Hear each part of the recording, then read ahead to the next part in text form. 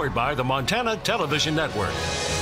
This is the 10 o'clock news on Q2, Montana's news leader. Good evening, everyone. Thanks for joining us on this Friday night. I'm Jeanelle Slade. And I'm Jay Cohn.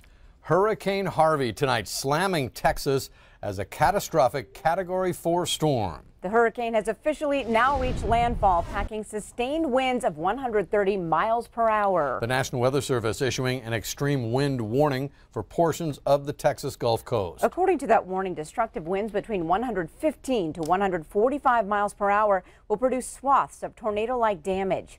Wei Zhang has the latest. Hurricane Harvey pelted the Texas coastline with rain and whipping winds. In just 56 hours, Harvey grew from an unnamed storm to a life-threatening hurricane. This SUV was abandoned in Corpus Christi, partially submerged by storm surge. Fierce winds toppled the golden arches at this McDonald's in Galveston. And this business left a message for the monster storm. Gulf Coast residents were urged to pack up and leave, even if their area wasn't under mandatory evacuation. We just couldn't risk it. We couldn't risk it flooding. Samantha Burton decided to hunker down. Having to uproot the children and leaving our home, taking our animals and everything would have just been really hard. Governor Greg Abbott visited a storm shelter in San Antonio where evacuees are given meals and a place to sleep. The most important thing that you can do is to safeguard your own life. First responders say they're prepared to come out here and answer calls for help, but at some point it may be too dangerous to risk more lives. Harvey could swamp counties 100 miles inland, causing catastrophic flooding in Houston, home to more than 2 million people. We are predicting an extreme event here with rainfall totals of 24 to 35, 36 inches of rain. The storm has already impacted oil and gas production, and hurricane researchers warn the economic fallout and damage from Harvey could be on par with Hurricane Katrina. Wei Zhang, CBS News, Corpus Christi. And tonight, President Trump has signed a disaster proclamation and says he plans to go to Texas early next week.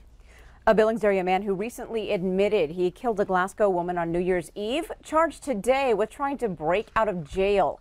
Valley County Sheriff Vernon Berkeley tells Q2 29-year-old Jay Witkowski and another Glasgow inmate overpowered a female detention officer early this morning. They stole her keys but could not get out of the secure zone and then tripped an alarm. Now, both face multiple charges, including felony attempted escape and felony aggravated kidnapping. Witkowski pleaded guilty last week to the murder of Evelyn Garcia, who he stabbed multiple times and then used a vehicle to run over her in Glasgow.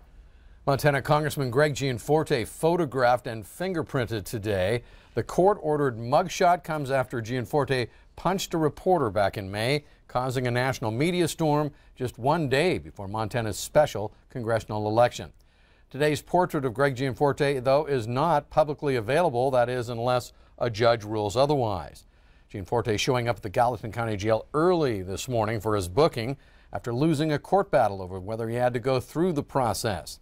The congressman pleaded guilty June 12th to misdemeanor assault for punching Guardian reporter Ben Jacobs on the eve of the election.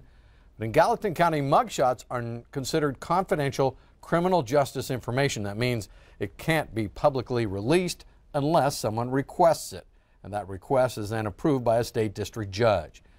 Any requester will have to show the public's right to know outweighs Gianforte's privacy right. Gianforte's office says that he has filled the requirements of his sentence for the misdemeanor assault. That includes a fine and 40 hours of community service. He also has completed court-ordered anger management classes.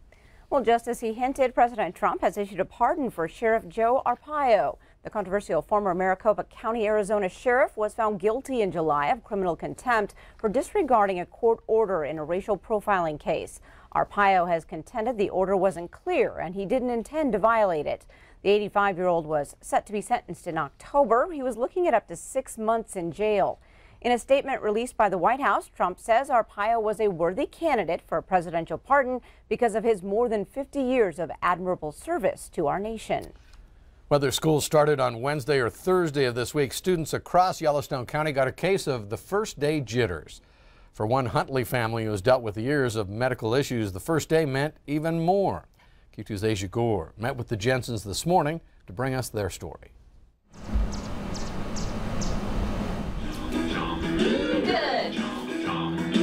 Lucy is 5. This is her first year at school. She's a wild and crazy one.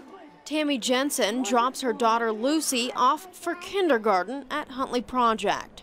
Where's Mrs. Jones's class? I'll show you. You're showing me where the class? She's only in her 3rd day of class, but Lucy already has a reputation. She is super social, loves her some attention. You look so pretty.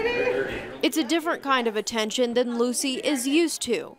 For about 30% of her life, Lucy has been under a doctor's care in the hospital. She was born with a congenital diaphragmatic hernia that needed to be repaired in Denver, and with that came 6 months in the hospital, plus some extra surgeries. Last spring, we had to have some rods placed in her back for scoliosis. As most parents arranged play dates, the Jensens were scheduling doctor's visits. When she was little, just a simple cold would put her in the hospital. At times, the idea of bringing Lucy home seemed like wishful thinking, and sending her to school a distant dream. For a long time, we didn't think this day would be here. After years of health setbacks, Lucy's first day of class was, in Jensen's eyes, a running leap forward. Sometimes I wonder how they do it, because, well, as you saw her running all over in the hallway from class to class, doing what she wants.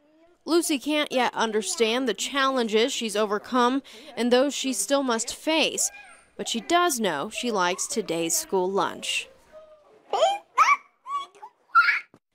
In Huntley, I'm Asia Gore, MTN News. And Asia tells us that Lucy has a big sister who's going to help her out around school. Tomorrow night, the streets surrounding the Alberta Bear Theater will sparkle. As the Billings Clinic dresses up downtown Billings, yes, it's time for another sold-out clinic classic. And today, crews downtown were setting up for the hospital's biggest fundraiser. This on North Broadway between 3rd and 4th Avenue North. The event this year expected to draw more than 1,300 people. The Mavericks, a band described as a blend of Cuban grooves and Bakersfield-inspired twang, take the stage at the Alberta Bear Theater. Now, since 1983, the classic has raised millions of dollars. This year, the money goes toward the Friends of Nursing Endowment, which will help Billings Clinic employees with continuing education. And we're hoping for some good weather tomorrow. Turning to the local weather soon, seeing the smoke still pretty heavy around Billings, but it's improving, Bob. Especially out in the Missoula area in west central Montana. They had a lot of smoke there. But let me show you that big area that had the air quality alert for that region yesterday has now been shrunk a little bit. It still includes Seeley Lake in the Missoula area, but outside of that, the smoke has improved. We had a little rain there today, washed some of that smoke away. But let me show you. Here's what it looks like from the NASA satellite. You can see up there by Missoula, there's a couple of fires there, and a lot of smoke just wafting across south central Montana. Where's all that stuff coming from?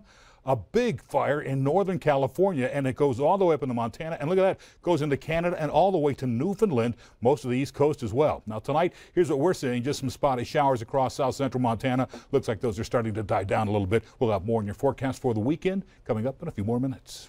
All right, thanks, Bob. People across the nation still buzzing about Monday's total solar eclipse. And this coming weekend, MTN will take a closer look at Montana's ties to the rare cosmic event. A happening some people have been waiting more than 3 decades to experience again. So don't miss Sunday's special edition of Face the State. The program airs twice Sunday morning, first at 6:30 and then a repeat showing at 9:30 a.m. That's Sunday morning right here on Q2. Up next on tonight's 10 o'clock news, a plane landed in Billings today with some very special and very cute cargo. We'll explain why. And later in sports, the first football Friday of the season kicks off with a bang. Highlights from the rematch of last year's title game between Senior and Glacier. You're watching MTN News with Jay Cohn and Jeanelle Slade. Storm Tracker weather with Bob McGuire. And sports with Scott Green. This is the 10 o'clock news on Q2, Montana's news leader.